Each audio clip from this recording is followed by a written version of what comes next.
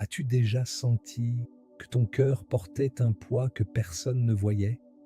Que certaines blessures ne viennent pas de coups, mais de mots, de silence, de jugement? Et si je te disais qu'il existe une voie douce mais puissante pour guérir sans l'aide de personne? Aujourd'hui, je vais te guider à travers une sagesse oubliée, une sagesse bouddhiste qui ne te promet pas des miracles, mais une transformation profonde et durable. Pas à pas, en silence, avec respect pour ton propre rythme, nous allons parler du pouvoir d'ignorer, non par indifférence, mais comme acte sacré de préservation intérieure. Nous allons explorer les enseignements du Bouddha, les récits de moines anciens, les rituels simples qui t'aident à poser ce que tu n'as plus à porter. Si tu es ici, ce n'est pas un hasard. Ton âme avait besoin d'entendre ceci. Reste avec moi jusqu'à la fin. Respire. Laisse-toi porter par ces mots et découvre une nouvelle façon de te soigner de l'intérieur. Et avant de commencer, je t'invite à t'abonner à cette chaîne, car chaque semaine, nous partageons ensemble des rituels sacrés, des élixirs naturels et des enseignements pour prolonger la vie en paix, dans l'harmonie du corps et de l'esprit. Lâcher prise, l'acte sacré de libération. Il existe une ancienne histoire bouddhiste, transmise de génération en génération dans les monastères silencieux des montagnes. Deux moines marchaient ensemble lorsqu'ils croisèrent une femme en difficulté, incapable de traverser une rivière agitée. Le plus âgé la porta de l'autre côté sans dire un mot. Des heures plus tard, son jeune compagnon, troublé, lui dit « Mais nous n'avons pas le droit de toucher une femme. » Le vieux moine répondit calmement « Je l'ai déposée il y a des heures. Pourquoi la portes-tu encore ?» Cette anecdote illustre la vérité profonde que le Bouddha nous enseigne. Ce qui pèse sur notre esprit n'est pas ce que nous vivons, mais ce que nous refusons de relâcher. Le ressentiment, les regrets, les blessures anciennes, tout cela crée un poids invisible qui freine notre vitalité spirituelle et alourdit notre souffle. Lâcher prise, dans ce contexte, n'est pas une fuite, mais un acte de courage. C'est choisir la paix plutôt que la souffrance, la liberté plutôt que la peur. Dans la sagesse bouddhiste de la santé, on apprend que toute guérison commence par une décision intérieure, celle de ne plus s'accrocher à ce qui ne nourrit plus notre bien-être holistique.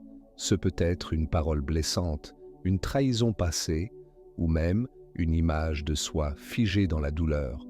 Ces chaînes invisibles entravent l'harmonie corps-esprit, créant fatigue, anxiété, voire maladie physique. Le corps écoute l'esprit et ce qu'il entend, il le manifeste. Il est donc essentiel d'apprendre à déposer ce que nous portons inutilement. L'un des rituels sacrés pour la santé enseignés par les anciens maîtres consiste à visualiser chaque pensée douloureuse comme une pierre. Chaque soir, avant de dormir, imaginez que vous tenez cette pierre dans vos mains. Puis, dans une rivière claire et paisible, vous la laissez couler doucement.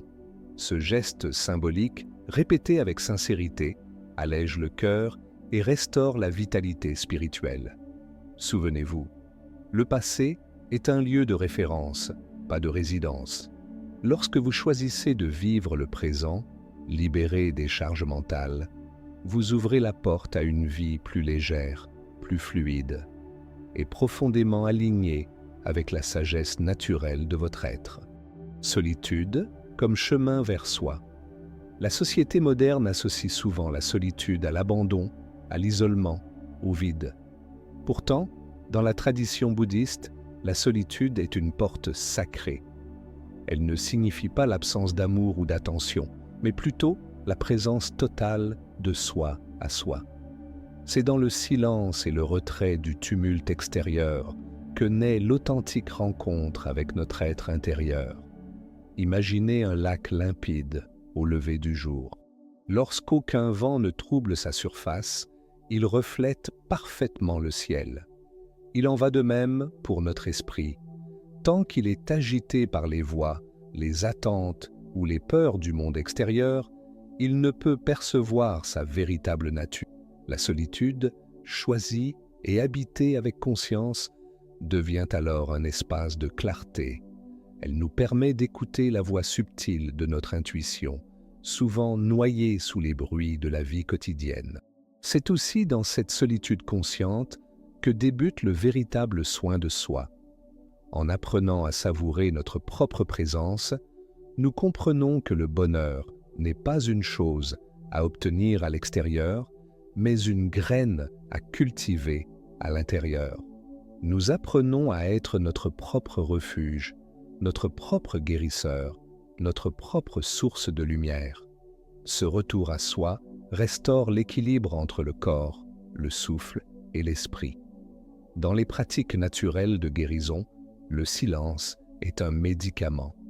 Il permet au système nerveux de se réguler, au cœur de ralentir et à l'énergie vitale, ce que les anciens appellent le chi, de circuler sans entrave. De simples rituels comme marcher lentement en pleine conscience, s'asseoir au pied d'un arbre ou méditer à la lueur d'une bougie peuvent profondément transformer notre rapport à la solitude et donc à nous-mêmes. Alors, la prochaine fois que vous vous sentirez seul, demandez-vous, et si ce n'était pas un vide, mais un appel à retourner à l'essentiel, un rappel de la sagesse bouddhiste de la santé. Celui qui apprend à être avec lui-même ne sera plus jamais seul. Cultivez la paix intérieure par le Dharma. La paix véritable n'est pas quelque chose que l'on trouve au détour d'un chemin. Ce n'est ni une destination, ni une récompense offerte à ceux qui ont tout résolu. Dans l'enseignement du Dharma, la paix est un état que l'on cultive comme un jardin silencieux que l'on arrose chaque jour avec patience et amour.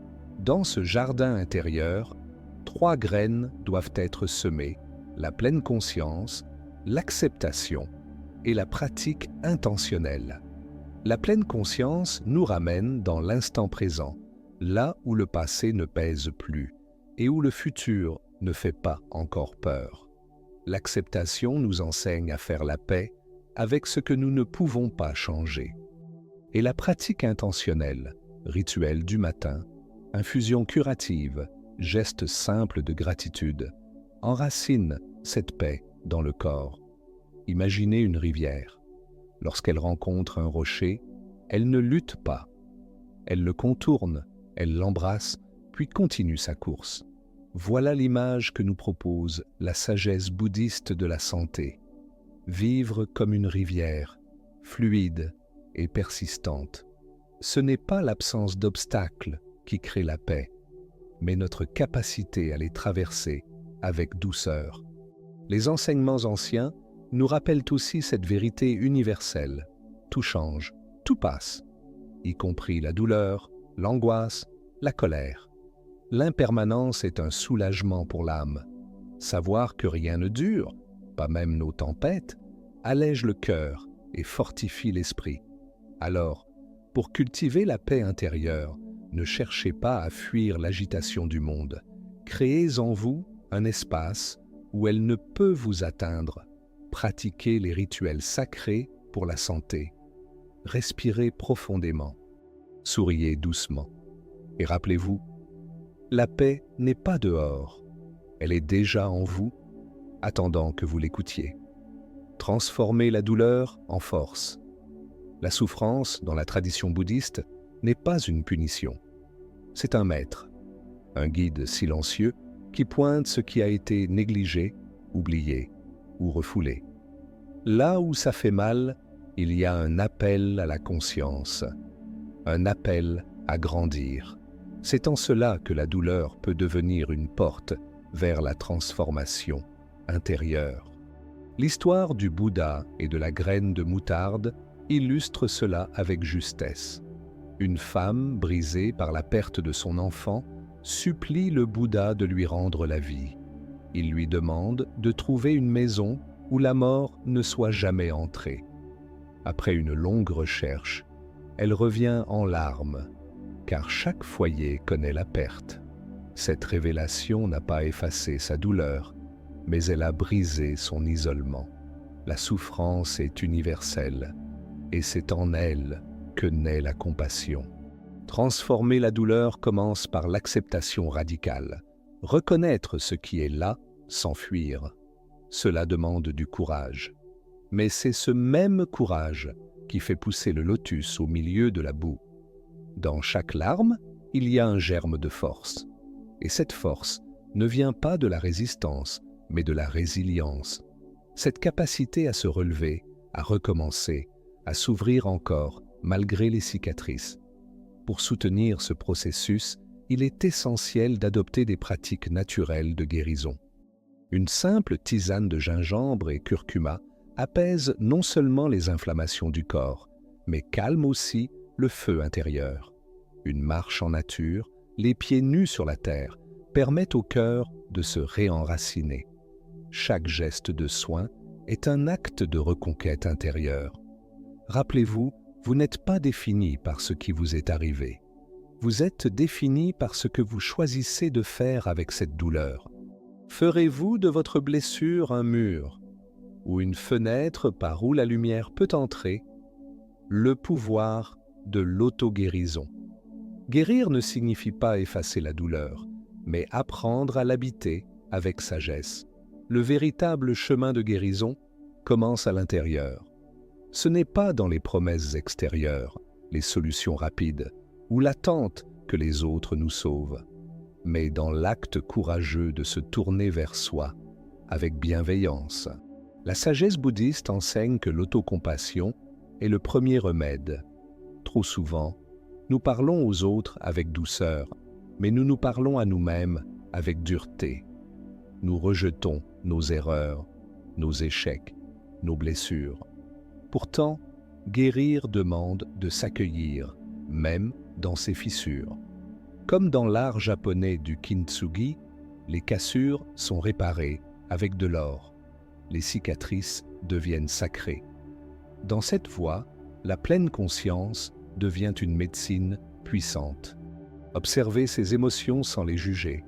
Accueillir chaque pensée comme un nuage qui passe. Méditer sur la respiration, c'est réapprendre à habiter son corps, son instant, son être. Ce retour à soi calme le mental, apaise le cœur et harmonise le souffle. L'alimentation consciente joue aussi un rôle essentiel. Une infusion de camomille et de lavande avant de dormir. Une cuillère de miel cru au réveil. Des aliments vivants, riches en prana, l'énergie vitale. Chaque bouchée peut devenir un acte sacré de réparation si elle est prise avec conscience, dans la gratitude. Et surtout, n'oubliez pas, la guérison n'est pas linéaire. Il y aura des jours de doute, des retours en arrière. C'est normal. Mais tant que vous avancez avec douceur, tant que vous vous tenez la main avec tendresse, vous êtes déjà en train de guérir, pas à pas, respiration après respiration. Embrassez l'imperfection. Dans notre monde moderne, on nous pousse à paraître parfaits. Parfaits dans notre apparence, dans nos émotions, dans notre parcours de vie. Pourtant, selon la sagesse bouddhiste, la perfection n'est ni naturelle, ni nécessaire.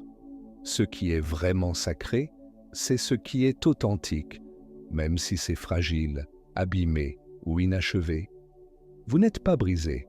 Vous êtes un être en transformation. Chaque blessure, chaque erreur, chaque faille est une ouverture vers la lumière.